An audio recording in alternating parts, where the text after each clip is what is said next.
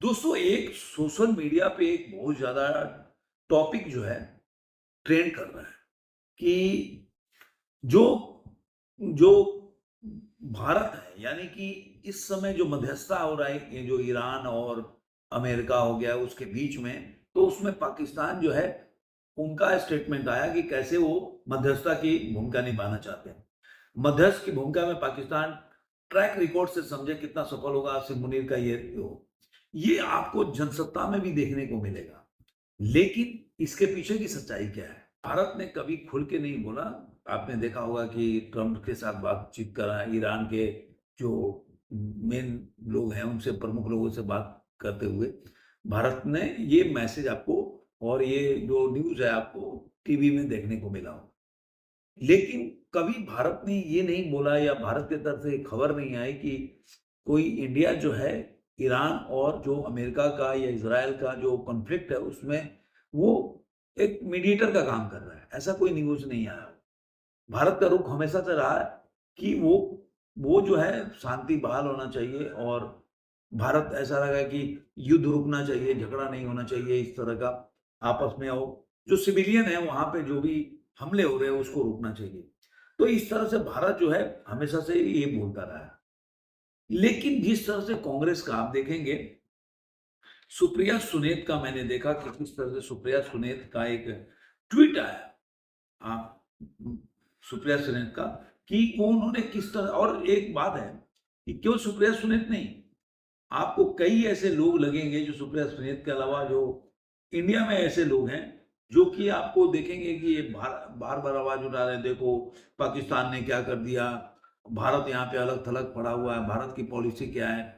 अब आप देखिए कि इन्हीं के सुप्रिया सुनील का कहना है कि भाई वही जो मैंने बोला आपको कि पाकिस्तान क्या कर रहा है।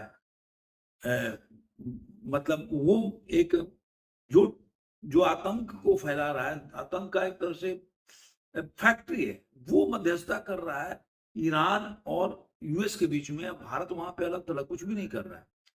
वहीं पे जो सुप्रिया के पार्टी के एक तरह से मान लीजिए तहसीन पुरावाला ने पूरी तरह से एक्सपोज किया और उन्होंने इस बात को बताया कि भाई ये फेक चल रहा है, फेक न्यूज़ चल रहा है जो कि बार-बार दिखाया जा रहा है इसको, इसमें कोई भी ऑथेंटिकेशन नहीं है।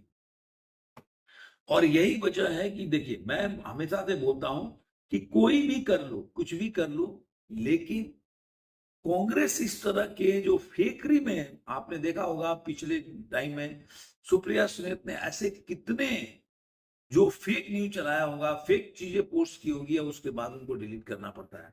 तो ये बड़े लेवल के लोग ऐसा करते रहते हैं। अब इस तरह से जो तहसीन पूनावाला ने जिस तरह से इसके बारे में बताया कि जो भी सबसे मतलब जो नशा किया होगा उन्होंने बोला, वो ऐसा न्यूज़ को चला सकता है और वो उन्होंने, मुझे उम्मीद है कि सुप्रिया सिन्हा की बातें को देखा होगा उसके बाद इन्होंने कहा। आपने ये भी देखा होगा कि भारत किस तरह से आज के टाइम में भारत की जो जितने भी जहाज है उसको जो ईरान है, अभी आपने कल ही देखा होगा वहां से गैस भी लेके आ रहा है, वहां से पेट्रोल भी क्रूड ऑयल भी लेके आ रहे हैं। तो वहां से जहाज आ रहे हैं, भारत के किसी जहाज को रोका नहीं जा रहा है। और सबसे बड़ी बात जो पीएम ने, और जैसा कि देखिए आजकल क्या होता है कि 10-50 अपने आदमी को भेज दो, पेट्रोल पंप पे भीड़ लगा दो और वीडियो उतार दो। भाई तुमको कैसे पता चल गया जो वहां भीड़ है? मैं तो अभी पेट्रोल डलवा के आया, मुझे तो कहीं भीड़ नहीं दिख रहा। नॉर्मली होता है सब। आप पैनिक न्यूज़ चलाओगे तो पहले दिन में मतलब थोड़ा-सा अगर मान लीजिए 10 लोग जाते हैं पेट्रोल भराने तो 15 लोग चले जाएँगे या 12-13 लोग चले जाएँगे। ज़्यादा लोग 2, 4, 5 लोग चले जाएँगे। लेकिन जब पीएम का भाषण आ गया, पीएम ने इसके ऊपर बोल दिया कि नहीं भई ऐसा कुछ भी नहीं है। हमारे पास अपने पास 9 दिन का है। ये लोग तो 9 दिन बोल रहे हैं, वो तो कह रहे हैं काफ़ी हमारे पास है।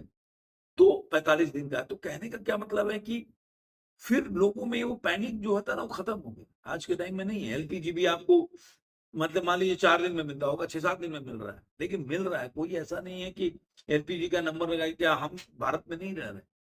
क्या हमें एलपीजी की ज़रूरत नहीं है? हम क्या लकड़ी जला के और खाना बना रहे हैं? ऐसा नहीं है ना, खाना तो हम बना रहे हैं ना, होता तो हम बोलते ना भाई। लेकिन ऐसा ये लोग चला रहे हैं। क्यों चला रहे हैं? ये सब लोग जानते हैं। आज किसी पेट्रोल पंप पे सारे ही देखिएगा कांग्रेसी विपक्षी दल एक ही पेट्रोल पंप पे पहुंच जाएंगे। क्यों? आप किसी को भी बोलो कि भाई उनके वर्कर होते हैं कि 150 लेके गाड़ी पे पहुंच जाओ इस पेट्रोल पंप, और उसके बाद वीडियो उतार लो, बोलो ये देखो पेट्रोल पंप पे लाइन लगे हुए क्या हो रहा है।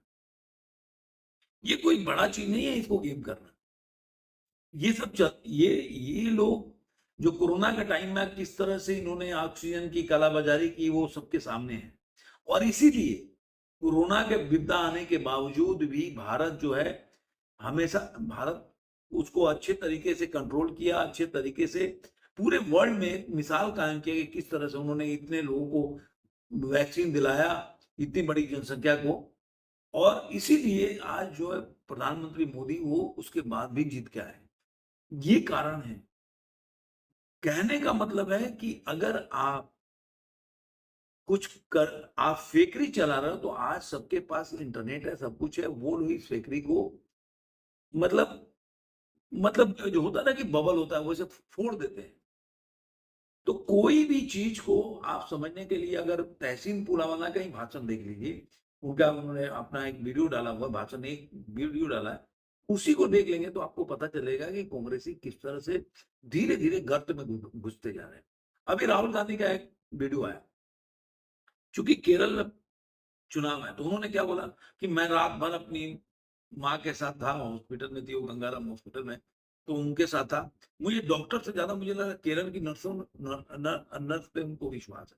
मतलब केरल में क्यों, उनको पता है कि उनको चुनाव होना है और इसलिए वो नया तरह का प्रोपेगेंडा चला। लेकिन आज के टाइम में देखेंगे तो लोग इस बातों को समझ गए और यही फेकरी जो है कांग्रेस को लेके डूब रही है।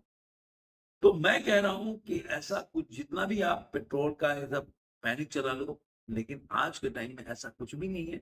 और लोगों को समझ में आ रहा है कि भाई, और देखिए पूरे वर्ल्ड में अमेरिका में कितने परसेंट तेल का 14% बढ़ा है, हर जगह कहीं ना कहीं ऑस्ट्रेलिया तक में सब जगह पेट्रोल के दाम बढ़ गए। इंडिया में अभी तक जब मैं ये वीडियो बना रहा हूँ कोई भी पेट्रोल का दाम नहीं बढ़ा। इट मीन्स पूरे वर्ल्ड में होने के बावजूद भी आज यहाँ नॉर्मल तरीके से नॉर्मल लाइफ जी रहे हैं। इसमें भारत की सरकार को साधुवाद है।